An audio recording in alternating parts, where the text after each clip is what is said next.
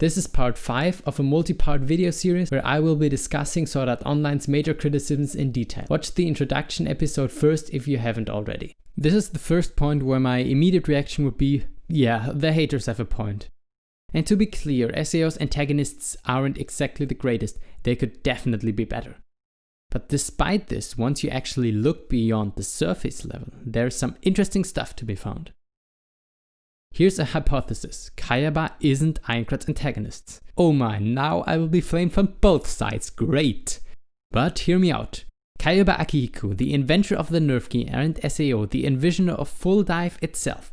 He's just a man so brilliant that he was long removed from normal society.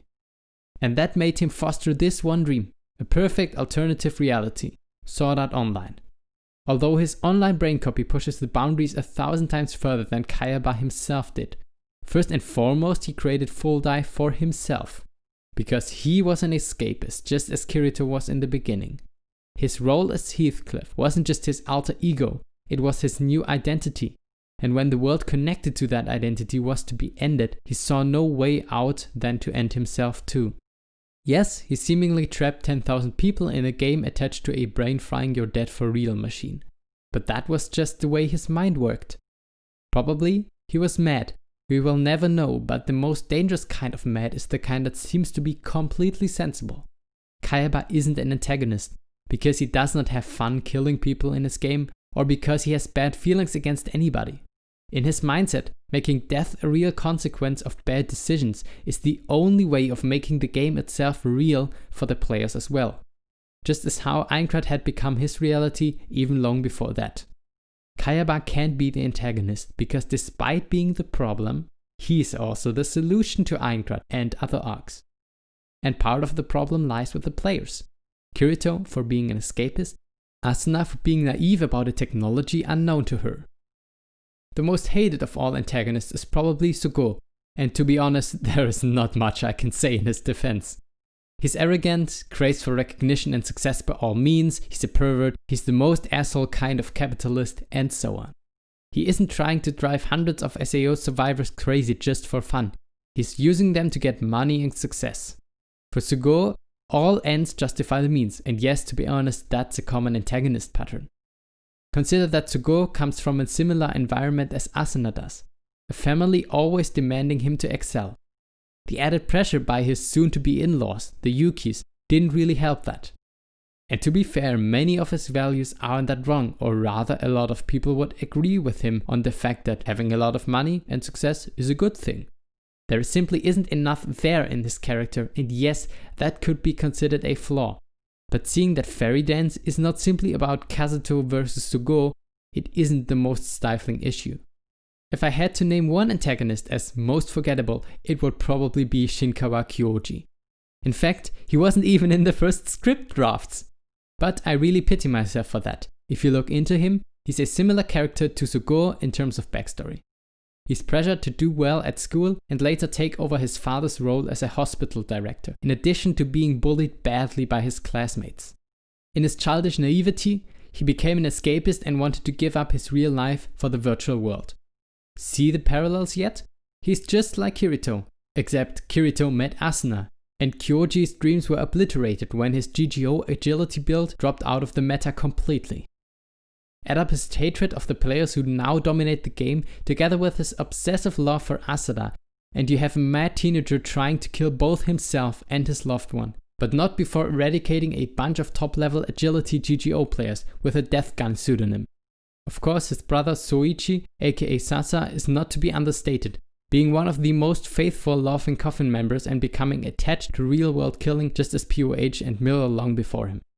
In my opinion, both of these boys were long broken, one by a reality that didn't live up to his expectations, and the other by illnesses that meant he was always more powerful in the virtual than the real. In a sense, you may be sorry for them. And in fact, Asuna is trying to reconnect with Kyoji, as recently as the beginning of Alicization 6 months after the fact. I'd love to see his redemption, although I doubt it will happen. No, there won't be cool battle footage in this section because Administrator Kanella-san decides to be naked for quarter of a season. I mean, what the fuck, A1 Pictures? We get it, her hacking gave her the best body there is to obtain in the underworld. And that's actually the crucial part, leading me on to her backstory. Yes, once again, it's backstory time. We don't know where Quinella got the ability to actually decipher English system commands when the underworld language was entirely Japanese, even without loanwords.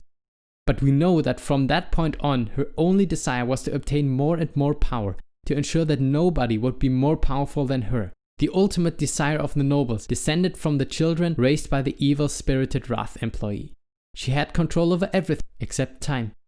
She found the command list and halted her aging just before her natural death. She tried to offload her Flaglight into another human when its capacity reached its maximum. But years after that, she still says that she thinks about death every day. Fear drives humans to do insane things.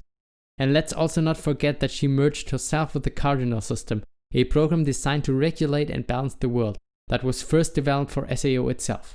To kill two boys that just cut through the Integrity Knights like no one else is only a logical conclusion from her point of view.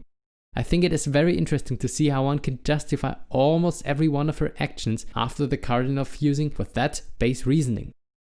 Gabriel Miller, our newest and most powerful antagonist. To be honest, this guy is fucked up. He kills people just to experience the vanishing of their souls or something. Man, he is mad.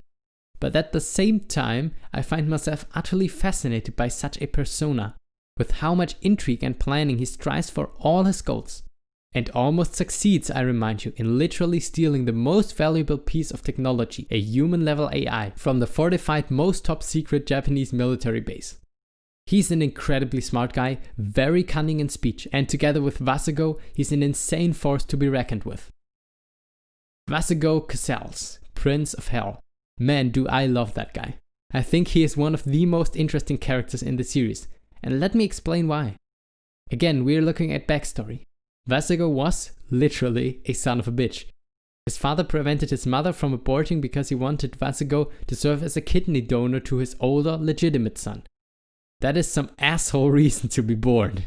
The name Vasego is literally the name of a demon, and his later nickname reflects that. He only manages to get to Japan as an adult by joining a Korean criminal syndicate, and only actually enters SAO out of necessity. Take a step back for a moment. This guy was never loved by anyone. His mother didn't want him, his father instrumentalized and despised him, and his only experience with Japanese people was his father, who, to be honest, is quite an asshole. No wonder that as soon as he entered SAO and encountered all of these Japanese people, he wanted to kill every last person. No one ever taught him how to control his feelings, or what the meaning of compassion is. And then, after SAO was over, Vasego was still only left with two feelings: the hate for Kirito and Asuna, who dwarfed so many of his plans, and the desire to find another experience like SAO. And both opportunities came in the form of Project Alicization. No wonder he is so eager to finish what he had started with Kirito all those years ago. I think Casals isn't the only one to be blamed for his terrible actions. His father and mother for treating him terribly and not really wanting him in the first place. His father for not enabling him to start a new, proper life in Japan. Miller for providing fertile ground for his hatred of the Japanese and an opportunity to continue the horrible things he had started in SAO. POH is an incredibly smart guy, maybe even smarter than Kirito, and you can only imagine what may have become of him if he had been led on the right track. Yes, I went into a lot of detail with all the antagonists, and this section may have been exhausting, but I hope that I demonstrated how there are layers upon layers to be found behind every antagonist in SAO, and how most of them aren't just evil for evil's sake. It's a good take on the fact that there is no black and white, and people aren't just good or evil, something I adore in all fiction. My main criticism would be that the anime fucked up the portrayal of many of these characters, and even the light novels could have done a better job. This video is part of a series discussing SAO's major criticisms. The next episode should be on screen right now.